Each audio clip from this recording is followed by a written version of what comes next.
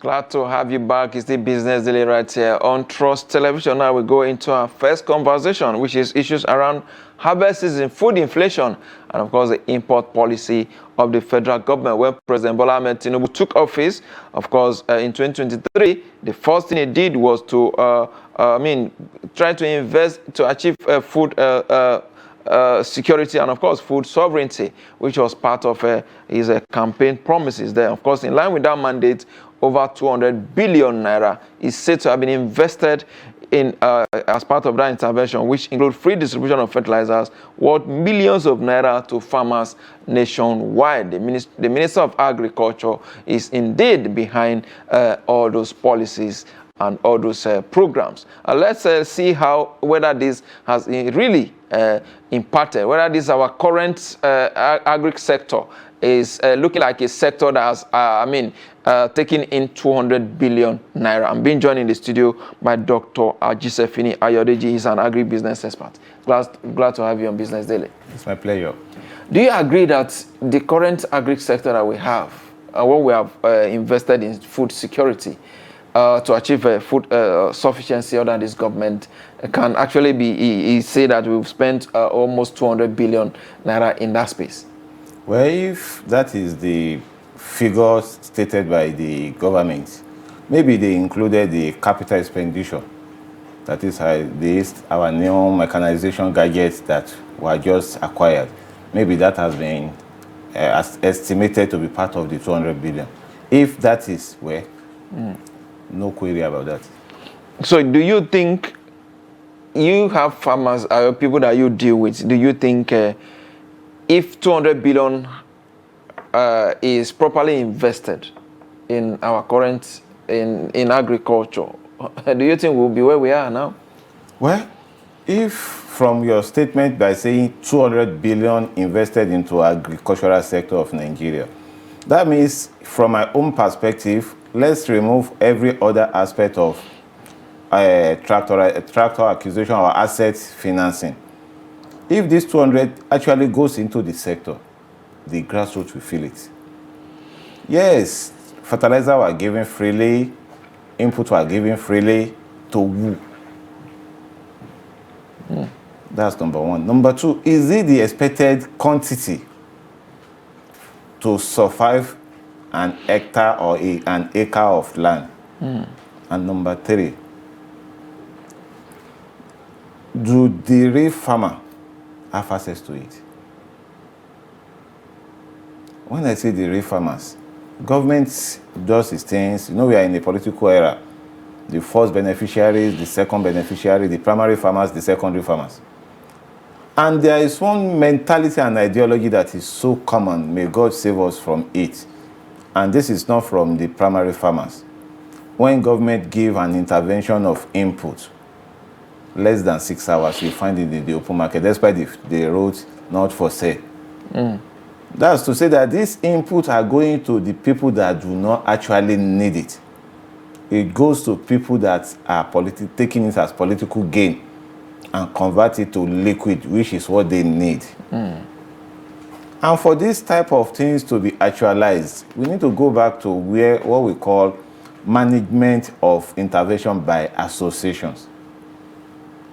Let the concerned association be responsible for distribution of farm inputs to the direct farmers. And for this to be more impactful also, we need to rearrange and go back to our drawing board. We want our food sufficiency in Nigeria. Let's go back to the era of farm village, clusterization of our smallholder farmers, so that when this input is coming, it's going straight to that farm settlement. Indeed. The issue of input has been a major concern by farmers. Many of them have said that they don't really get some of those input. Some say they get them very, very late. Yes. So what is the missing link? Where is the gap that we need to fill in this regard? Thank you. If, in Nigeria we practice single season. It's either for the southern people, they practice rain-fed. For the northern people, less than 50% of them practice rain-fed. But they do more of dry season. We want to give farmers input for rainy season. The preparation for that input supposed to come during the dry season, readily available at the commencement. Let's, for example, all the inputs are already at the site of distribution by March. By May, June, farmers will start getting their inputs. Not that the input will not come until July, August. And for what we are in this part of the world, we will not say that we don't need it. They will still collect. And unfortunately, we have not reoriented the mindset of the beneficiaries of this input. That is to support the existing input you have.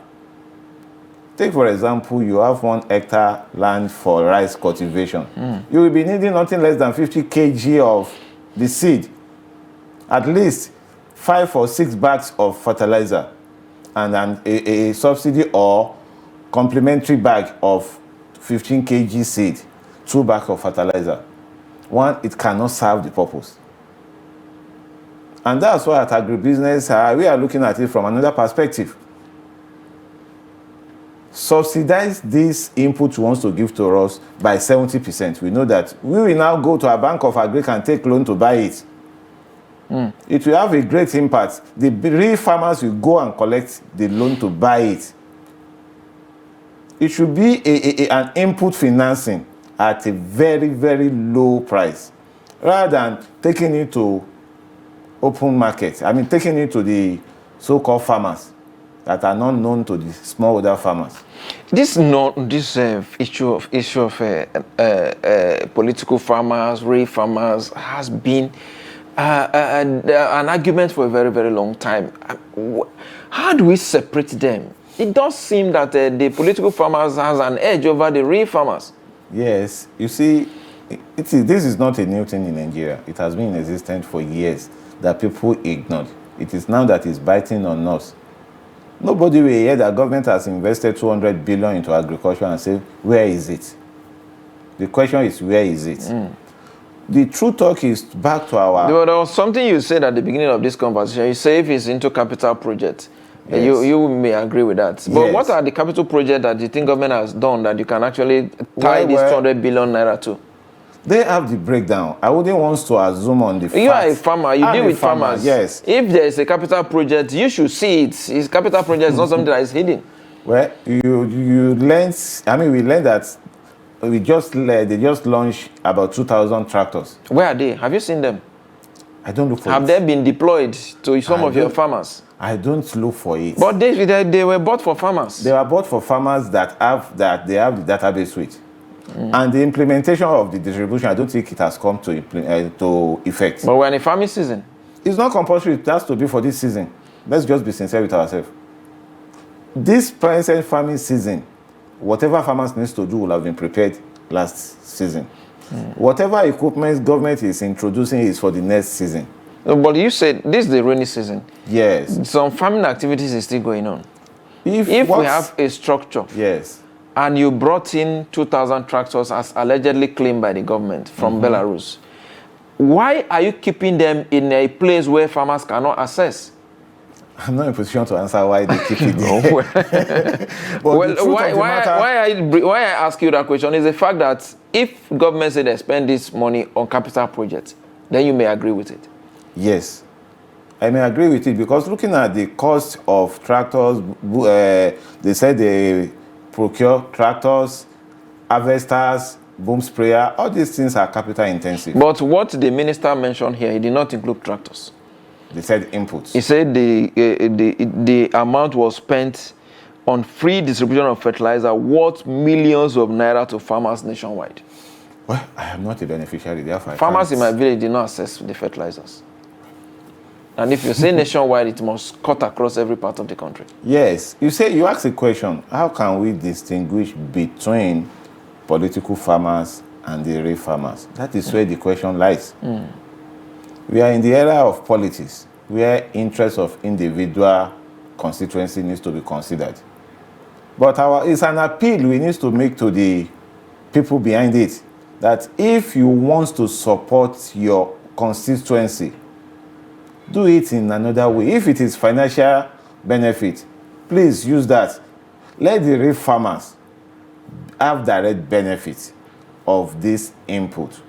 So many of these so-called political inputs are distributed based on constituency.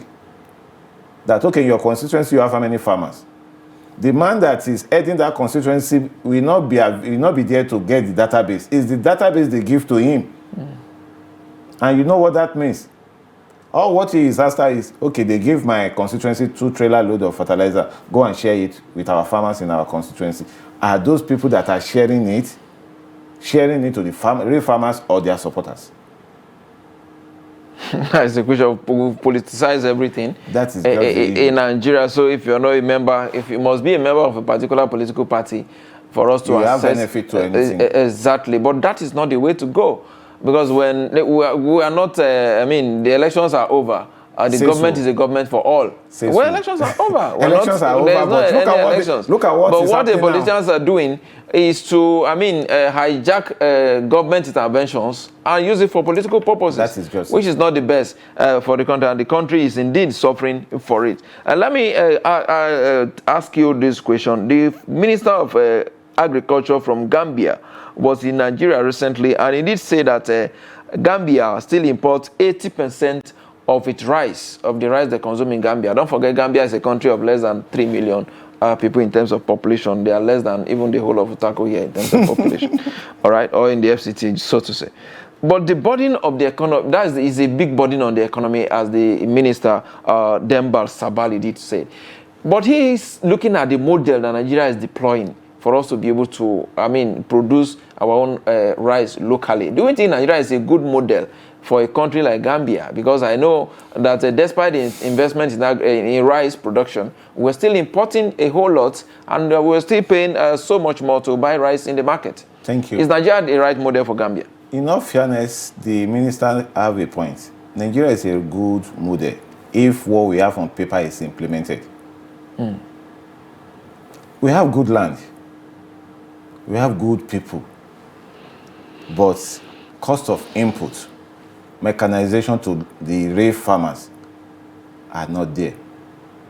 We believe in one season farming, insecurity. All these factors make it difficult to implement what is on the paper. Therefore, for the man to say so, maybe they presented our role model, our business model, and he discovered that, okay, if we have 1 hectare and you transplant your seedlings on 1 hectare, you can have a good yield of 5 to 7 tons per hectare. Meaning that if you cultivate 1,000 hectares of land, you will have how many thousands of, look at it, wow, if we can do this, but despite that comparative advantage, we're still lagging behind. Lagging behind in Nigeria has a lot of factors that needs to be looked into from the grassroots, not from this time from bottom to top. The farmers, are they ready to adapt to the new technology? That is number one, because everything should not be shifted to the government. But they have to be trained. They have to be trained. When you're bringing in mechanization, yes, that is you need to train your farmers. That is in those days, we have agricultural inspection. Extension services. That is where I'm coming to. It is not the responsibility of the government to come to your state and train your extension service. What is Ministry of Agriculture in your state doing at the state level? The ministry, you see, sometimes I try to look at things dispassionately. The Federal Ministry of Agriculture supervises the state ministries of agriculture. How much of engagement have they been having in terms of relationship? That's the question I think we should start asking. Well, it's a question that we need to ask. Remember, the budget of state is what the Ministry of Agriculture in the state will use, not the budget from federal. Yes. If the budget from the state government do not make provision for extension services, during the era of Fadama project, we had a lot of extension services in our local government. But now, where are they? Even the existing set of extension services are outdated in technology. What do you think we should do? the issue of agriculture is an issue that we cannot exhaust. We will continue to talk about it because that is the way out for Nigeria economy. The way out of this calamity we find ourselves is private sector fully involving in agribusiness development, starting from the local government. If government say, okay, I can provide you cleared land, which is capital intensive, I can provide you with industrial borehole with mini irrigation. You private group, you can come. At your association, how many farmers do you have in your maize association? Let's give 1,000 hectares to your farmers in maize association. It's on list. Go to Bank of Agri. Thank God they just recapitalized the bank. Not that the staff of Bank of Agri will sit in the office and be doing credit appraisal. Let them join the farmers. Let's train our farmers on what we call economic of production preparation. A situation whereby you don't even have a budget of how much you intend to spend on one plot of land. How will you now calculate your profit? Our planting system now needs to change from mixed farming to monocropping farming so that the yield will be better than. We need to stop the attitude of replanting of our output of last year to be produced this year. Let's change the mindset of our smallholder farmers. Don't keep your output for another season. Sell off your output. Go back and buy another seed. Let's make hybrid seed available at a subsidized rate. Let's make mechanization but the thing is that price. Some of these farmers who want to keep their output for while waiting for the price to appreciate before they can sell. And the question is this. We have an economy or a system of government where everybody is all man to himself. Yes. So to say, that is the reality that we find ourselves. Provide your security, provide your water, provide your light. I mean, almost everything you provide for them. And it doesn't seem that even all the subsidy that we're enjoying, government is taking them away one by one. And of course, maybe agriculture is not being subsidized anyway. And you expect farmers to, after investing in their crops, we expect them to sell it off at a very cheaper rate. Let me tell you something. They may not recoup their funds. Let me share this with you. And I want us to take one thing or the other out of it. You harvest your maize with wet weight. You spend money on them. You have done your calculation that I spent, let's take, for example, 1 million naira on 1 hectare. I was able to get 4 tons. That's 4 tons means 4,000 kg. You bag them, that's 40 bags. Wet weight, 100 kg. By the time you store it for 3 months, that 100 kg will drop to nothing less than 80 kg or 90 kg. Maybe the price would have appreciated. The price will appreciate. But the cost of holding, you see, everything in agribusiness has cost element. You kept them in your house. The cost of you using that particular space, our people never consider it as a cost. Maybe I'm the owner of my factory. When you constructed that factory, what do you intend to use it for?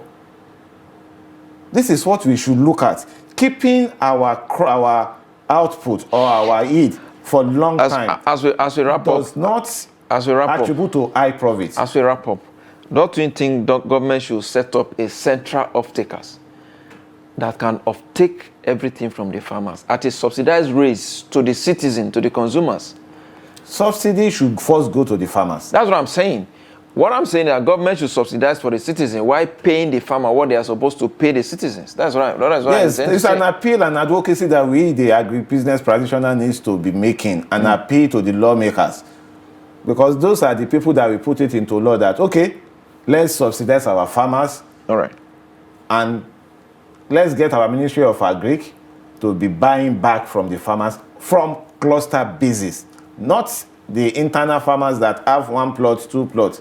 But let's centralize our plantation. Let's bring back farm settlement. Indeed, we need to bring back farm settlement. Every time we keep saying, let's go back to the olden days. I hope we'll go back there and, of course, bring back those good old policies. Thank you so much, Dr. Ajiseffini Ayodeji, agribusiness expert. I appreciate your time. It's my pleasure. All right, we'll go on a very quick break. When we come back, we'll look at another very interesting topic, data usage, and, of course, the cost in Nigeria. Don't go away.